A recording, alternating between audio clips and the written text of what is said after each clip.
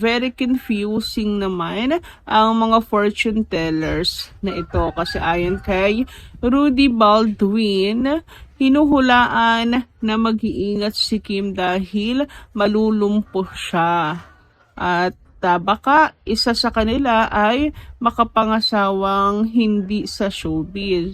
Kaya listing lito kami. Ayon kay Jay Costura. Wala siyang masabi na ganoon. Lamang sinabi niya, hindi pa sila magpapakasal ayon sa 2026 kasi hindi maganda ang year na ito at si Kimi nakafocus sa kanyang career. Kaya Gandara, we are so bothered and confused with this fortune teller. Kaya sa Diyos na lang natin i-pray ang kahihinatnan ng Kim Pao. God bless them both, Gandara. Kung di sila magkatuluyan ay hindi kami mag-idol ng artista. Focus na lang kami kay Kim and seniors. God bless them both. Kay Kimi lang kami nakakoncentrate. Anyway, Kimers ako even before na siya ay nasa PBB. To God be all the glory now and forever. So ayan, Ma'am Norma Dayag. Tungkol sa sinasabi niya na very confusing si itong mga fortune tellers na to na magkakaiba yung mga hula. Kina Kim and Paolo. Kasi po may mga bulaang propeta. Lagi niyo pong tatandaan yan. Marami pong mga bulaang propeta. Laganap na po yan. Hindi kasi lahat ay gifted. 'Di ba? Kung meron man pong totoong manghuhula, propeta, talagang gifted po ng Panginoon, ay hirap sumpungan nun kung sino. 'Di ba? Kaya kapag magkakaiba, isa doon ang nagsisinungaling or parehas nagsisinungaling. Kaya wag tayong basta-basta po doon, magtitiwala. Lalo na't ang layo po sa nakikita natin based po sa kagaya kay Kim Chu, grabe. Napakabuti po ni Kimi, napaka-healthy ni Kimi. Lagi po yan nag-workout and tapos sasabihin na ganyan malulumpo. Ay grabe, mas malakas pa nga yan sa akin. Ako nga hingal na si Kim Chu, grabe energy, hindi po nauubusan. Although paalala na rin kay Kimi and magsilbi na lang paalala to kay Kim na wag abusuhin ang katawan. Kung may matutulong man tong Ruby Baldwin na yan na may masamang hula kay Kim Chu, ay paalala na wag abusuhin ang katawan na lang. Pero medyo talaga siya. Nakaka-high blood. Anyway, dumako naman tayo sa comment itong si Lorna. Ayaw na ayaw sa malande at babaeng siya pa ang magpa-first move. Napakababa ng pagkababaon mo. Mahiya ka naman, Shay. Matagal na kasal. Asawang tunay na ang pagmamahalan. Nix. Or nila siguro yon. Grabe naman kayo. 2026 na. Huwag na po natin silang guluhin. May mga kasi, punin fans ang nananatili na humahabol kay Paolo Avellino. So, yun na lang yung targetan po natin. Kasi ang hirap naman na gagamitin po natin ang pagiging Kim Pao para magpaka-toxic sa iba. Kasi sila Kim and Paolo po ang dawit at napapasama pag ganoon. Syempre, tayo po ay nabigyan ng award. 'Di ba ang Kim Pao fandom, tapos ganito pong iaasal po natin para hindi natin deserve ang parangal nitong nakaraang taon kapag nagkaganon. So mas maganda na iangat po natin ang pangalan nila Kim and Paolo. So itong mga Funin fans, ang atin pong dalihin nananatili. Grabe kayo. Tumigil na kayo sa paghahabol kay Paolo. Wala naman kayo mahabol kay Paolo kasi si Paolo napakalinaw na kapag ayaw niya, ayaw niya. Kapag gusto niya, gusto niya. Hindi niyo po yan mapipilit, mapipikot. Maasa ba kayo mapipikot yung tao? Mapapagbabago niyo ng isip. Nasa tamang edad na si Paolo at never niyo yaang madidiktahan. Samantala, dumako naman nga tayo dito sa update ni Miss Carl. So, mukhang 2026 Kim Pao pa rin po talaga ang mananaig. Kim Pao pa rin, wala pa rin pong iwanan dahil Kim Pao pa rin po ang talagang pinopromote ni Miss Carl. So, ibig sabihin, Kim Pao pa rin sa 2026, mayroon po tayong kakapitan. And based nga dito sa update, mukhang ang Kim Pao or ang di alibay ng Kim Pao ay mapapanood po natin sa Free TV. Mukhang i-ere po yan. At ang mga bosses ng ABS-CBN, ang mga boss, ay hindi po bibitawan ang Kim Pao. Talagang susugal at susugal pa rin po sila na hanggang sa Free TV may maiaambag ang Kim Pao. Hindi ba?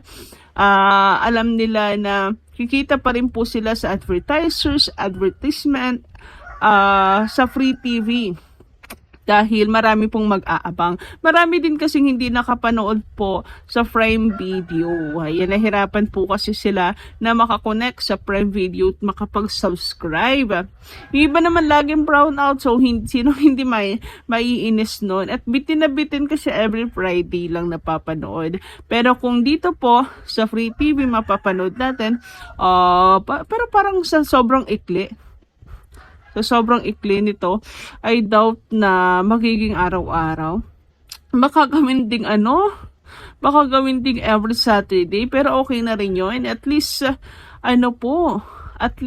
di ba, nasa Free TV na hindi na mahihirapan yung ating mga kakimpaw na makapanood po nito. Thank you so much sa boss ng ABS-CBN na nananatili talaga po ang tiwalat pagmamahal kina Kim and Paolo, and syempre kay Miss Carl na talaga naman pong botong-boto kina Kim and Paolo. Talagang nilalayag po niya ang Kim Pao, the president of KP kung matuturing nga po, dahil talagang kinikilig din po siya sa bawat ayuda na kanya pong inilalapag kina Kim and Paolo. Magandang balita talaga ito para sa Kim Pao fans.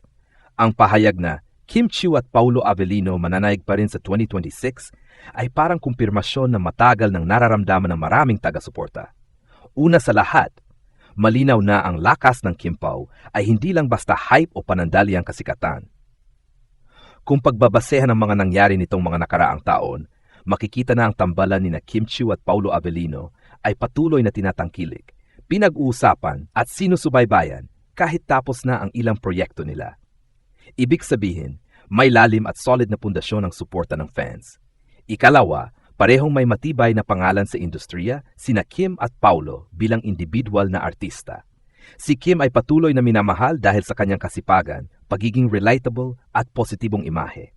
Samantalang si Paulo naman ay kilala sa lalim ng kanyang pag-arte at sa tahimik ngunit makapangyarihang presensya. Kapag pinagsama ang dalawang ito, nagiging kakaiba ang chemistry, natural, hindi pilit, at ramdam ng audience. Ikatlo, ang pananatili ng Kim Pao hanggang 2026 ay nagpapakita na ang fans ay hindi madaling magsawa. Kahit walang malinaw na kumpirmasyon o laging may pananahimik mula sa dalawa, nananatili ang interes. Sa katunayan, mas lalo pa nang umiinit ang diskusyon tuwing may simpleng kilos, larawan, o balita na inuugnay sa kanila.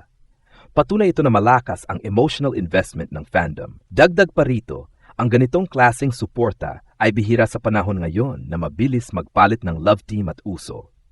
Kung mananatiling relevant ang Kim Pao sa 2026, nangangahulugan nito na nakalagpas na sila sa pagiging trend lang at umabot na sa antas ng tambalang may legacy. Sa kabuuan, ang balitang ito ay nagbibigay ng pag-asa at kilig sa Kim Pao fans. Isa itong patunay na kung totoo ang koneksyon sa trabaho man o sa personal, ramdam ito ng publiko at tumatagal. Ano man ang mangyari, malinaw na ang Kim Chiu at Paulo Avellino ay patuloy na may puwang sa puso ng kanilang fans, ngayon at sa mga susunod pang taon.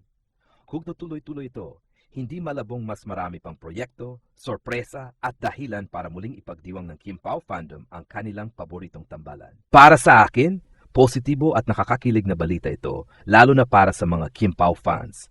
Ang ideya na mananaig pa rin sina Kim Chiu at Paulo Avellino sa 26 ay nagpapakita na hindi basta-basta nawawala ang interes ng publiko sa kanila bilang tambalan at bilang individual na artista. Ipinapahiwating balitang ito na malakas pa rin ang suporta ng fans kahit wala mang palaging updates o malinaw na kumpirmasyon mula sa dalawa. Ibig sabihin, May tiwala ang mga tagahanga sa lalim ng kanilang koneksyon, sa on-screen man o off-screen, at naniniwala silang hindi ito panandalian lang. Bukod dito, magandang indikasyon din ito na consistent ang impact nila sa industriya. Hindi lahat ng tambalan ay tumatagal ng ganito katagal sa usapan ng publiko. Kung patuloy silang pinag-usapan hanggang 2026, malinaw na may staying power ang Kim Pao at hindi lang sila umaasa sa hype kundi sa tunay na talento at chemistry. Sa kabuuan, masasabi kong ang balitang ito ay nagbibigay ng pag-asa, saya at excitement sa fandom. Kahit ano pang tunay na estado ng relasyon ni Kim at Paulo, ang mahalaga ay nananatili silang inspirasyon at pinagmumulan ng kilig at suporta ng maraming tao. Sa totoo lang, ang balitang ito ay nakakatuwa, nakaka-excite at nagbibigay ng pag-asa sa Kim Pao fandom. Sa panahon ngayon na mabilis magpalit ang uso at tambalan sa showbiz, bihira ang love team o pairing na nananatiling pinag-uusapan at sinusuportahan sa loob ng mahabang panahon. Kaya kung sinasabing mananaig pa rin ang Kim Chiu at Paulo Avellino hanggang 2026, malinaw na hindi lang ito basta hype o gawa-gawang ingay. May matibay na pundasyon ang suporta ng fans. Una, malakas ang chemistry ni Kim at Paulo at ito ang isa sa pinakamahalagang dahilan kung bakit patuloy silang tinatangkilik. Ramdam ng viewers ang natural na koneksyon nila, hindi pilit, hindi scripted ang dating. Kapag ganito ang nararamdaman ng audience, kusa talagang nagiging invested ang mga tao, kaya kahit tapos na ang isang proyekto, buhay pa rin ang interes. Ikalawa, pareho silang respetadong artista. Si Kim Chiu ay matagal ng minamahal ng masa dahil sa kanyang sipag, pagiging humble at positibong personalidad. Si Paulo Avellino naman ay kilala bilang isang mahusay at seryosong aktor na hindi basta pumapasok sa mga proyekto. Kapag pinagsama ang ganitong klaseng artista, nagkakaroon ng kredibilidad ang tambalan, hindi lang para sa fans kundi pati sa industriya. Ikatlo, ang balitang ito ay patunay ng tibay ng fandom. Kahit maraming espekulasyon, pananahimik, at kung minsan ay kakulangan ng malinaw na sagot mula sa dalawa, nananatiling loyal ang Kim Pao fans. Hindi sila umaasa lang sa tsismis. Bagkus, sinusuportahan nila ang bawat proyekto at nirerespeto rin ang personal na espasyo ni Kim at Paulo. Yan ang klase ng fandom na tumatagal. Dagdag pa rito, ang pananatili ng Kim Pao sa 2026 ay maaring mga hulugan ng mas marami pang proyekto, collabs at sorpresa sa hinaharap. Natural lang na umasa ang fans na baka may bagong serye, pelikula o kahit simpleng public appearance na muling magpapatibay sa tambalan. At kahit wala man agad, sapat na para sa marami ang kaalamang hindi nawawala ang Kim Pao sa puso ng publiko. Sa kabuuan, ang balitang ito ay hindi lang good news, kundi moral booster para sa Kim Pao fandom. Isa itong paalala na ang tunay na koneksyon, sa trabaho man o sa damdamin, ay hindi agad kumukupas. Ano man ang tunay na estado ni Kim Chiu at Paulo Avellino, malinaw na mananatili silang mahalaga at may espesyal na lugar sa fans, ngayon at sa mga susunod pang taon. May ilang mahahalagang punto pa na pwedeng idagdag sa balitang ito na lalong nagbibigay lalim at saysay kung bakit nananatiling matibay ang Kim Pao hanggang 2026. Una, malaking papel ang teaming at maturity ng tambalan ni Kim Chiu at Paulo Avellino. Hindi na sila baguhan, pareho na silang dumaan sa maraming karanasan, sa career at sa personal na buhay. Dahil dito, mas nagiging relatable at totoo ang dating nila sa audience. Ang ganitong klase ng tambalan ay mas tumatagal dahil hindi lang kilig ang hatid, kundi emosyon at lalim. Ikalawa, ang pananahimik nila minsan ay nagiging lakas, hindi kahinaan. Sa halip na palaging mag-ingay o magpaliwanag, mas pinipili nilang mag-focus sa trabaho. Para sa maraming fans, ito ay tanda ng respeto sa sarili at sa isa't isa. Nakakadagdag ito sa misteryo at interes, kaya lalong napag-usapan ng Kim Pao kahit walang sobrang exposure. Ikatlo, mahalagang idagdag na hindi kontrolado ng chismis ang direksyon ng kanilang tambalan.